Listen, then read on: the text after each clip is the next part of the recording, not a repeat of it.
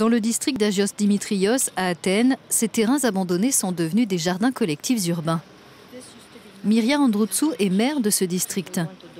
Comme ailleurs en Grèce, ses administrés ont été durement frappés par la crise de l'euro et par les mesures d'austérité. Ici, le taux de chômage atteint 30%. La plupart des personnes qui cultivent ces jardins sont sans emploi. Certains donnent une partie de leur production à la banque alimentaire locale.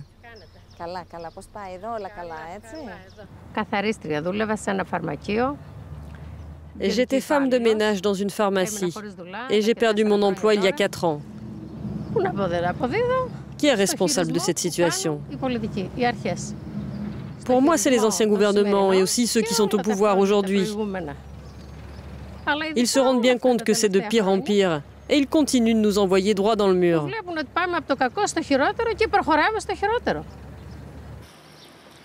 Ces jardins ont été en partie financés par l'Union européenne. Les fonds ont notamment servi à former les bénéficiaires aux pratiques agricoles. On a reçu le soutien de l'Union pour mettre en place ces jardins. Ce qui fait que beaucoup de gens ont changé d'avis sur l'appartenance de la Grèce à l'Union.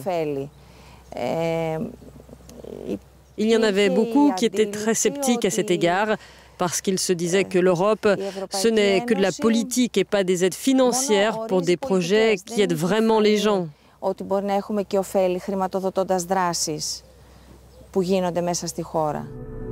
Subventionner des projets, c'est l'un des objectifs principaux de l'Union depuis son origine. La Grèce, par exemple, a reçu des milliards d'euros depuis son adhésion en 1981 et aujourd'hui, elle touche un montant 6 fois supérieur à sa contribution. D'après la mairie, cette école n'aurait pas pu être construite sans l'aide de l'Union à hauteur de 700 000 euros. Autre exemple local de ce que gagnent les Grecs à faire partie de l'UE. Reste l'idée ancrée chez beaucoup qu'une bonne part des fonds européens a été gaspillée ou mal gérée. La question, c'est de savoir comment l'argent a été utilisé. A-t-il servi pour des projets de développement? Est-ce qu'il a permis de créer de l'activité ou des emplois et de soutenir l'économie du pays? Ou est-ce que cet argent allait à des projets qui étaient de la poudre aux yeux, où les bénéfices n'étaient qu'à court terme et en aucun cas à long terme? Pour de nombreux Grecs, les Jeux Olympiques de 2004 illustrent parfaitement ces projets synonymes de poudre aux yeux. Des fonds européens et des prêts bancaires à faible taux dans le cadre de la zone euro ont permis à la Grèce de doter Athènes d'équipements olympiques, d'un métro, de routes et d'un aéroport flambant neuf. Comme le montre ce graphique, le PIB de la Grèce a progressé une fois qu'elle a rejoint l'Union, puis la zone euro, avant de décliner lorsque la crise de l'euro l'a frappée.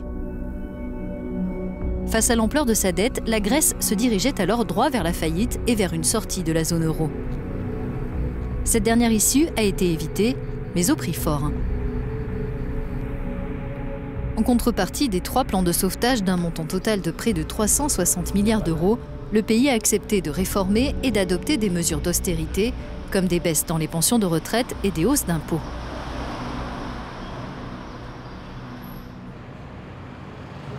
Rien que dans cette rue, plus de 70 magasins et entreprises ont fermé leurs portes. Fini le temps des nouveaux investissements et des prêts bon marché du fait de l'adhésion à la zone euro. Que s'est-il passé? Qu'est-ce qui n'a pas fonctionné? Et à qui la faute? Les créanciers européens et le FMI ont débloqué quantité de lignes de crédit que le pays, malgré ses efforts, devrait avoir du mal à rembourser sans un allègement de sa dette. C'est ce qu'estiment la plupart des Grecs et des Européens. Pour Georges Papakonstantinou, ancien ministre grec des Finances, la Grèce, mais aussi l'Europe, sont responsables de la crise de l'euro. Il assure que la monnaie unique n'est pas encore morte et enterrée.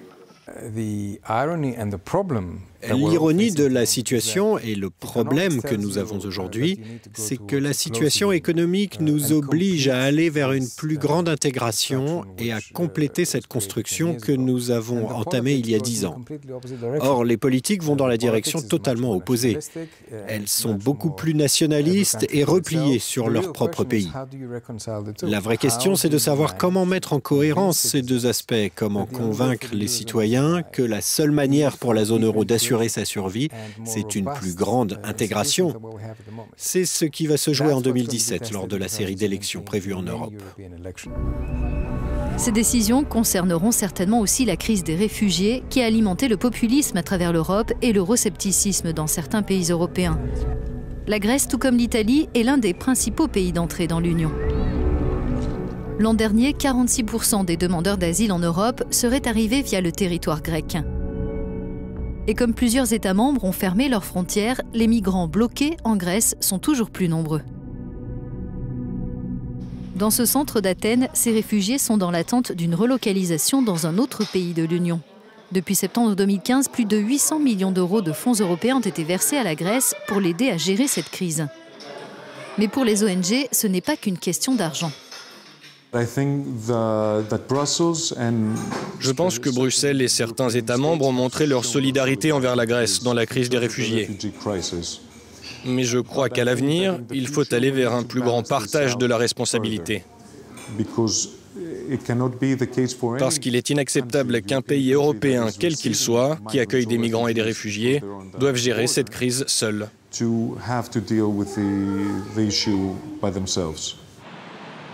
Dans le sillage de la crise de l'euro, puis des réfugiés, les Grecs sont devenus les champions de l'euroscepticisme devant la France et le Royaume-Uni. D'après un récent sondage, ils sont 71% à avoir une opinion défavorable à l'Union.